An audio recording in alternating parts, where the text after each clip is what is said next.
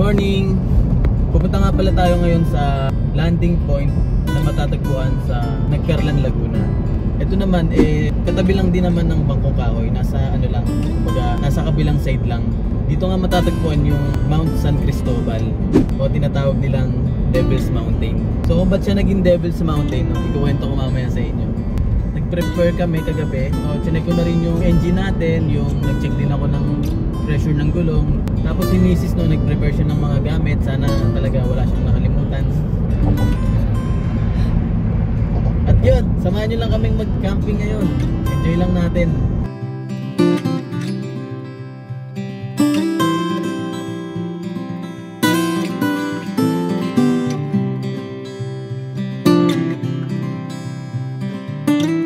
Yo, para mapuntahan nga pala yung lugar na yun, no? May dalawang lugar kayong ipipin. Una yung Plaridel Elementary School sa Nagcarlan, Laguna. Then kapag nandun na kayo, saka nyo naman ipiping yung landing point. Yun talagang pinakapupuntahan natin. So dapat yung gawin yon kung ayaw nyo daw maligaw, kasi nakakaligaw daw yung papunta rin eh. Buti naman sobrang ganda ng panahon ngayon. At kumukulimlim siya kasi medyo cloudy ngayon. Tapos may i-unbox tayong bagong tent. I-reviewin natin yon. Actually regalo ko sa kanya yung birthday niya. At ngayon lang natuloy talaga yung camping namin. Sa tinagal-tagal ng mga plano, makapagpahinga man lang ba? Dahil nakaka-stress sa social media ngayon. Daming nangyayari sa mundo. Tapos pala pagdating natin doon sa landing point, ang hahanapin daw natin ay si Kuya Mike. Alam na alam ko, no? Nanood kasi ako ng vlog ng iba eh. Hanapin na si Kuya Mike, tapos doon tayo magbabayad. Mahirap daw yung tubig doon eh. At doon ako pagdala ng tubig. Bahala na ron, ako nang bahala. Didiskartean na lang natin pagdating doon. Time check, 9:49 dito sa Barangay Santo Angel. May naisip nga pala kami, nandito kami sa Dali Grocery. Bebe, ikaw na lang ha. Miss na lang bibili. Bali, bibili lang naman kami dyan ng mineral water para yun yung magsisilbing inumin namin. Tapos, yung baon namin ditong tubig na inigib namin kanina, yun na lang yung pang namin, consumption sa mga panghugas-hugas ganun. Kasi mahirap nga yung tubig dun eh. A few moments later. Kami po ay kinapos. So yun guys, naka-primera tayo ngayon at matarik nga. Hindi na kami kapisin. Primera lang. Kayang-kaya oh. Well, di ko ina-expect na ganito pala ka-trick dito. Medyo kabado kasi hindi natin kabisado. Lalo na't makitid yung daan. At isa pa, ngayon lang talaga nagbabad ng ganito katagal sa primera si Carby. So sa palagay ko, isa talaga to sa pinakamatarik na kalsadang nadaanan ko. Ayan na. Ito na guys. Ito na yun, landing point. Buti ka tarik!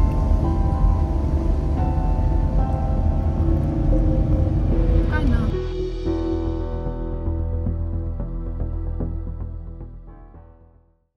Be, feeling ko left. Sabi kasi your destination is on the left.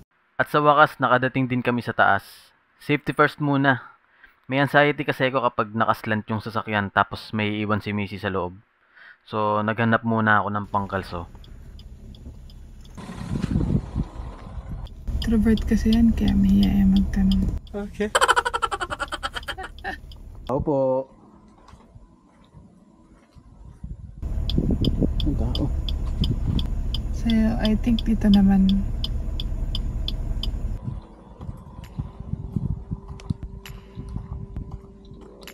Sir, pwede po magtanong?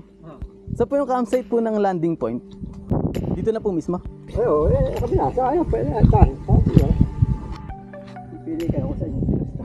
Pwede rin po dito? Oo. Kayo po ba si Kuya Mike? Oo. Okay. Kaya ang yung magkakakak. Opo. So, sige po, dito na lang po kami. Papasok na kayo? Opo, pasok po kami. Papasok na kayo. Okay. Kala ko po kasi sarado eh. Bukas, ako kagas-katas. Sige po. Bakit po kaya walang tao ngayon? Mamaya pa. Mamaya pa po ang dating, no? Tara, maganda. Maaga tayo.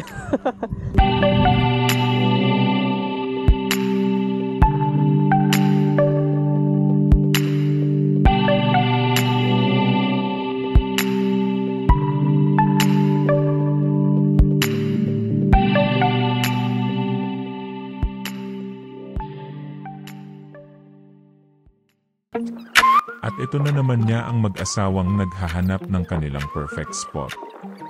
Sa tagpong ito ay tila nagtatalo na naman ang dalawa, ngunit hindi. Hindi kayo nagkakamali. Charot.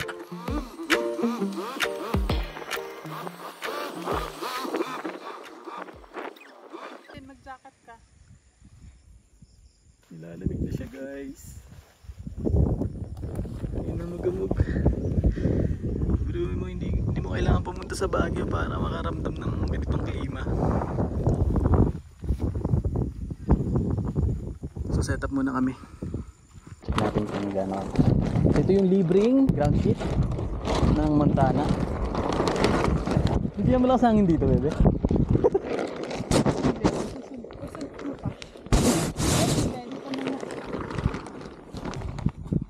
Lagyan mo natin ba to? Lagyan mo na yun.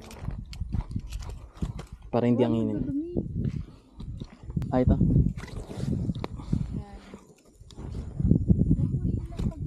Maso natin. Sana nandito. Yun. Reviewin na natin to. Ito yung pang cover nya. Saka lang. Ito yung mga pegs. Maganda yung pegs nya. Tapos okay din yung tawag dito, tali.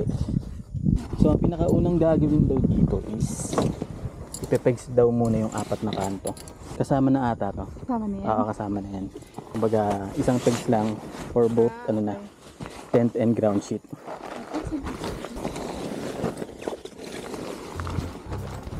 Excited ang mag-asawa sa kanilang bagong tent.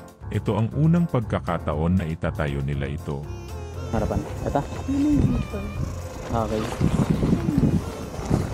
A few moments later. Tama ba? Quick, umaambon. Oo. Umaambon. Bebe, ano yata ito?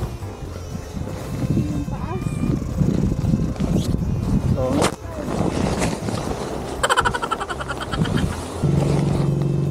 Sana mo pa rin kaagad. Mukhang ano lang naman eh. Magkakamag lang ito. Nawala na ulit. Ito naman. Ito. Mali yung unang latag. Check natin yung harapan. Parang ito yung harapan. Tapos ito. Ito 10. Ginagawa mo! Hindi, meron itong ano eh. May purpose to eh. Ngayon, ipeg muna natin to. Itong dalawa. Ito?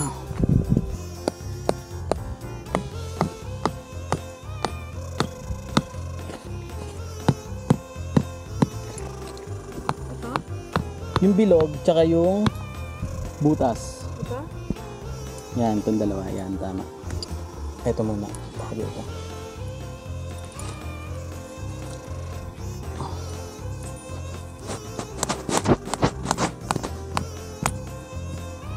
Nagit mo ba? May pegs yun.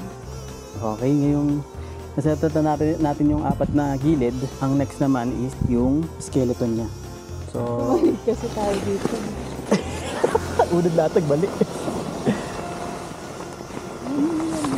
So, ito yung mga skeleton niya. Buuin nyo na kaagad.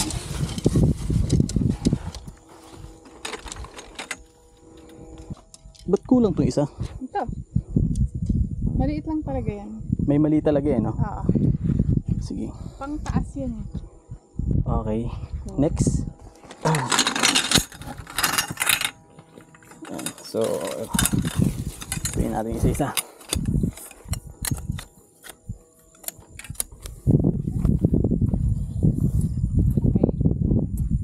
Unahin natin. Where the susi. Nandito. Pwede bang umihi muna ako? Nakakatog pati tuhod ka. Ako din. Ito na kasi tayo. Ay, kaya pala. Katog na kami. Ay. Dito rin po kayo mag-stay mamaya o umuwi po kayo? Pag nasa Jamados, ganito. Okay po. Kung CR ka ha, magdadagdag na lang tayo. Isa nag-aad na lang para alin na. Maayos na sana ang lahat, ngunit hindi nila maitayo ang tent. Mukhang may bahagi silang hindi napansin sa pinanood nilang video kung paano ito itatayo. At ngayon, ito na nga, hindi nila alam na kailangan palang ipasok ang maliit na peg sa mismong bakal na pundasyon ng tent. Yan to. Taas eh, no?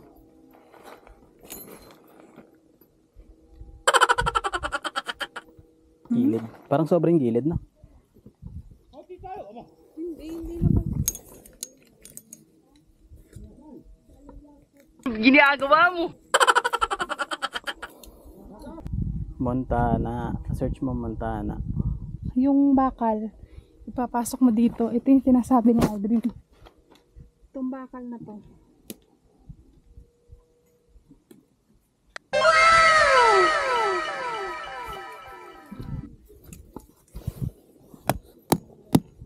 O ano? Kala ko uwi na tayo eh. Kala ko susasakyan na pero tutulog. So, ito lang ha. Ito po. Para pala yan dito sa bakal, kailangan nyo ipasok ng ganun. Para maging stable siya. Kala namin, hindi na kami. Day tour lang po. Kala ko tatambay na tayo sa loob na sakyan.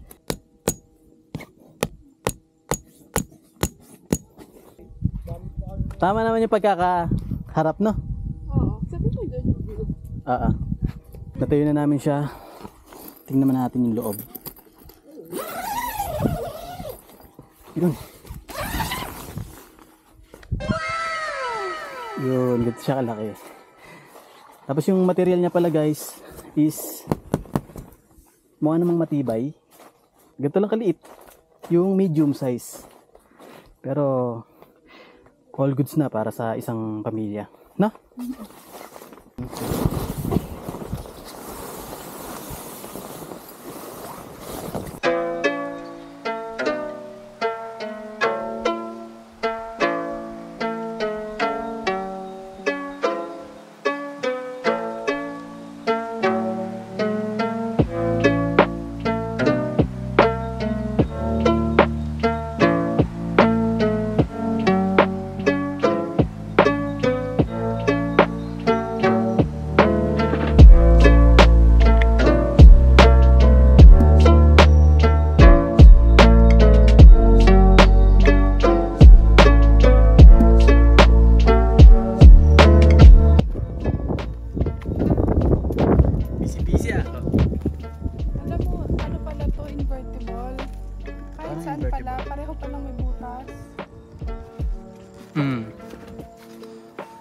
Tinikuran ng tent.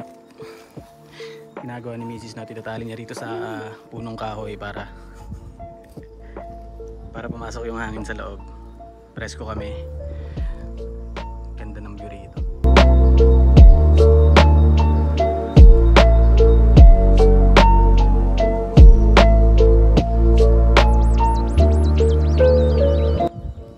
Sulit ba?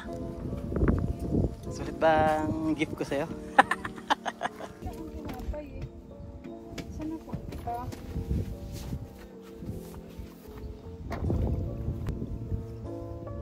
Experience nung papunta tayo dito. Gutom, hindi, joke lang. Mahamog. So ginutom kami tapos si Mrs. kanina nakaramdam siya ng ano ba yung pagbabago ng altitude, no? Sickness. May meron kasi akong motion sickness. Yun, motion sickness. So medyo nanibago siya pagbaba niya na sasakyan. Ano ba naramdaman mo? Nahilo ka? Hindi, parang feeling ko natakot. Sa totoo lang, medyo matarik nga talaga yung kalsada. Na napaprimera tayo ng todo-todo. No? So ito na yung tuktok nitong part na to, no? Oo. Worth it naman ang kala ko talaga. Sabi ko, ay, sasasakyan na kami matutulog. Di medyo, nawalan-walan na kami ng pag-asa kanina. Sabi ko nga, dala ba yung maliit na tent? Buti na lang, pinanood ni Mrs. yung, binalikan mo yung video, no? Nakita mo ba ginanan? Nakita mo? Oo, nakita ko. So, tapos naalala ko yung sinabi ni Aldrin kagabi na, yung palang maliit na bakal, doon pala yung pinapasok sa, sa pole, rod. Oo, sabi niya. Tapos naalala ko na, kasi yung video, nag-i-skip siya eh. Parang mabilis lang. So, ganun pala. Naalala ko yung sinabi ni Aldrin na, ito yun.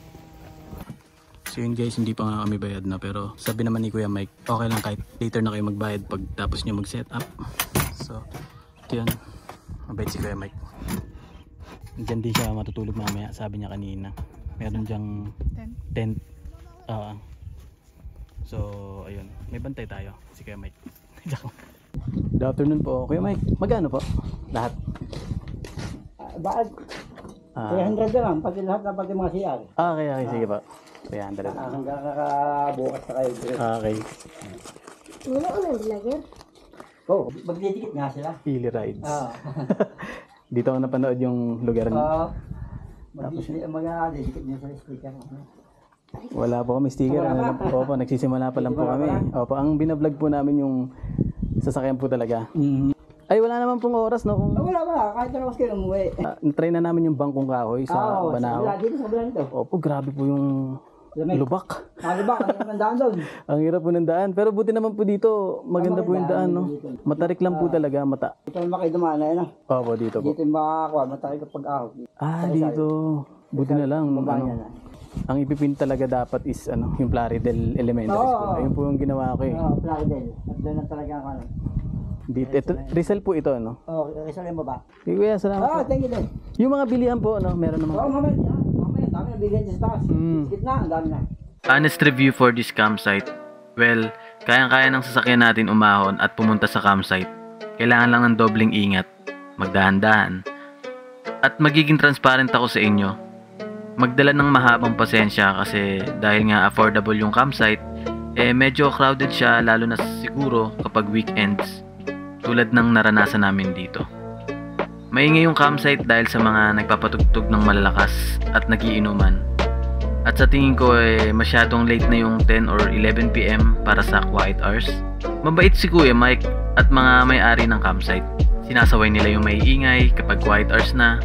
Kaso hindi talaga natin may iwasan na may mga taong walang pakialam sa kapaligiran. Isa to sa pinakamagandang lugar na napuntahan namin, pero isa din sa pinaka-worst camping experience dahil inulan kami ng sobrang lakas at kahit madaling araw na may mga nag-iingay pa ding campers. Lesson learned. Dalawang bagay na dapat meron tayo kapag nagka-camping. Una ay ang kapote. Pangalawa ay yung sleeping earplugs para sa ibang maiingay na campers o squammy campers sabi nga sa Camping Ideas. Well, yun lang for sa vlog na ito at excited na ulit kami para sa mga susunod pang camping adventure. Kung nagustuhan mo ang vlog na ito, huwag mo nakalimutang i-hit ang subscribe button para sa mga susunod pa nating Espresso Camping Vlogs. Peace!